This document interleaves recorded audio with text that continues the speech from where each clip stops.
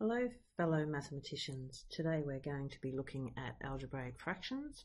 First we're going to be simplifying them, and then we're going to be actually solving them. So we'll be using the same principles or strategies that we used when dealing with fractions. If you need to see the review, that's what I've got, watch the fraction video first if you need to. So let's just get into it. Remember, when you add or subtract fractions, you need to have the same denominator. So the reason I've done the first one is to show you that if they have the same denominator, you follow the same principles. They're all over 6. So all you need to do, I'm going to write it out. This is not how you'd write it in your book, but it's 4x plus x plus 3. So it's just a case of collecting your like terms. So we've got x's and x's, and then the 3 is different. So 4x plus 1x is 5x, and then what have I got left? Plus 3, and then that's all over 6. So that's the way that works. Now we're looking at B, 9x over 3 minus x minus 3 all over altogether divided by 5. I need to find the lowest common multiple, so that's why I've got multiples written there of 3 and 5. You're probably able to do that in your head, and that's fine, but if you can't, remember our strategy is to find the multiples. So 3 times 1 is 3, 3 times 2 is 6, 3 times 3 is 9, 3 times 4 is 12, 3 times 5 is 15, 5 times 1 is 5, 5 times 2 is 10, 5 times 3 is 15. There's our lowest common multiple. So now we'll change our equations. So I have, so I know I have to convert my 3 on the bottom to 15, so that's times 5.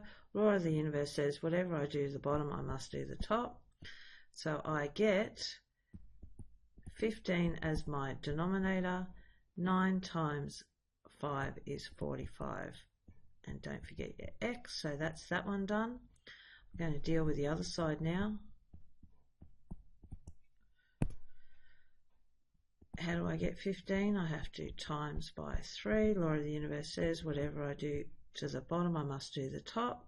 Now it's really important that you put a bracket around it.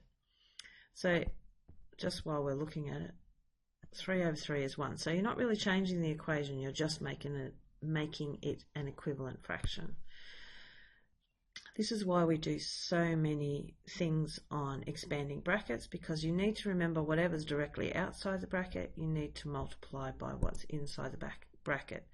So my strategy is I put an arrow, I remember that it's times, and then I go 3 times x is 3x, so that's done. 3 times negative 3 is negative 9. So my equivalent fraction to x minus 3 over 5 is 3x minus 9 over 15. Now I can get working on simplifying this fraction. So write down the equivalent fractions, which is 3x minus 9. Now there's a bit of a trick in this. Because there's a negative outside here, it actually affects this one in here. I'm going to write it out so you can see. 45x minus 3x, because 3 times a positive is a negative, and this becomes a negative times a negative gives me a positive 9. So now I'm going to collect my like terms. My x's and my x's are together. Let's have a look. 45x minus 3x is 42x plus 9. Don't know why I did that. Plus 9 all over 15. I'm just looking at that and I'm thinking there's factors that can go into that. I think everything can be divided by 3. I'm just going to check. 42, does 3 go into 42 once and 1 left over? Here it goes onto it 13 times, so I'm going to divide everything by 3 Earlier on in the year we did factorisation. If I write out the top line like this, I can factorise it.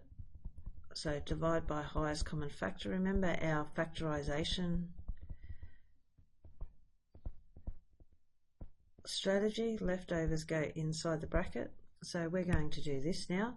My highest common factor is 3, so I'm going to divide by 3. I worked out over here that 3 goes into 42 13 times. So 3 is my highest common factor. 42 divided by 3 leaves 13. Can you see my leftover is 13x? Done. 9 divided by 3 is 3, so my leftover is 3. Okay, haven't finished. Now I'm going to look at the bottom line. I know this is 3 times 5. Lo and behold, can you see that 3 cancels out? So my actual total simplified answer is 13x plus 3 over 5. Not all problems happen like that. I just made this one up, so it was just sheer accident. But I hope this is bringing some of the concepts that we've learnt before back into your mind. Looking at C now, we'll look at the denominators. I need them to be the same.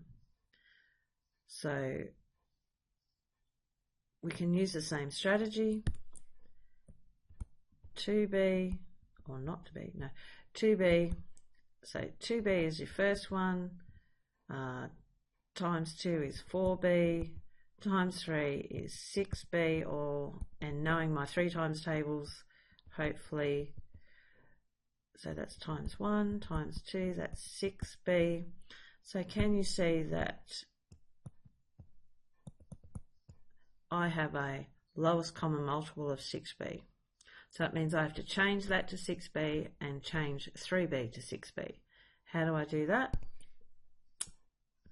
Take up some room. Again, times that by 3, because times that by 3. Law of the universe says whatever you do the bottom, you must do the top. So now I'm going to get 3 times 3 is 9 over 3 times 2 is 6b. So that's that one done. The equivalent fraction of 5 over 3b. What do I have to multiply 3b by? 2. Law of the universe says whatever I do the bottom, I must do the top. So my equivalent fraction is going to be 10. 5 times 2 is 10. 3 times 2 is 6, and I've got b. Now rewrite my equivalent fractions. 9 over 6b plus 10 over 6b, which is the same as all over 6b because they're the same. 9 plus 10 equals 19 over 6b. 19 is a prime number, so I know I can't simplify it, and so that's that answer. Now we're looking at example 2 where we're actually going to solve algebraic equations. They're not going to be pretty because I made them up. So what we're going to do is, hopefully you've noticed that these equations are the same as the expressions above, so we can use what we've worked out before. When I look at this problem, I can see that I have common denominators. So I have 2 ways I can do this. I can multiply everything on this side by 6, and law of the universe says whatever I do to one side I must do the other. Or I can use my simplified expression, which I've done up the top, and work it out that way. I think I'll do that. I'll need to make another video about multiplying by the lowest common multiple on the denominator, because there's a lot of expanding brackets and I know a lot of people aren't comfortable with that. If I've made a mistake, please don't hesitate to tell me. You know I make mistakes all the time. Alright, so all I've done is I've pasted the answers from above, the simplified expression, so now I have to put the answer in. So this is the equivalent fraction and equals 7. Alright, now we're just doing the same process. We say 5 times x plus 3 divided by 6. What's the last thing I said? Divide by 6. So the first thing I have to do to get rid of it is multiply both sides by 6. Notice I do my fractions like that so that they cancel. Write down what's left on your left hand side. 5x plus 3 equals 7 sixes are 42. Okay, next one, 5 times x plus 3. Last thing I said was plus 3, so I need to do the opposite. So take 3, law of the universe says whatever I do to one side I must do the other. Write down what's left. On my left hand side is 5x is what's left because that's 0. 42 take 3 is 39. So now all I have to do is divide by 5. Law of the universe says, because that was 5 times 5, so the opposite to times multiplying by 5 is dividing by 5. Law of the universe says whatever I do to one side I must do the other. 5 divided by 5, on my left hand side I'm left with x equals 5 goes into 39 7 times, 7 5s 35 and 4 fifths left over. I could put that in the calculator and check. Right, let's look at B. So hopefully that simplified to that equals 12. So again, I just go through the process. 13 times x plus 3 divided by 5. The last thing I said was divide by 5, so I must multiply both sides by 5. That gets rid of that 5 there, leaves 1. Write down what's left on your left hand side. 13x plus 3 over 1, so I don't need to write it. 12 times 5 is 60. Again, 13 times x plus 3, the last thing I said was plus 3, so I need to do the opposite to the last thing, which is taking 3 from both sides. That leaves 0. Write down what's left. 13x is what's left on the left hand side. 60 take 3 is left on the right hand side. Okay, this was multiplied. 13 by x is what we've got, so multiplied. What's the opposite to multiplying? Divide by 13. Law of the universe says whatever I do to one side I must do the other. X equals now 57 on 13. How many times does 13 go into 57? 4 times. And how many left over?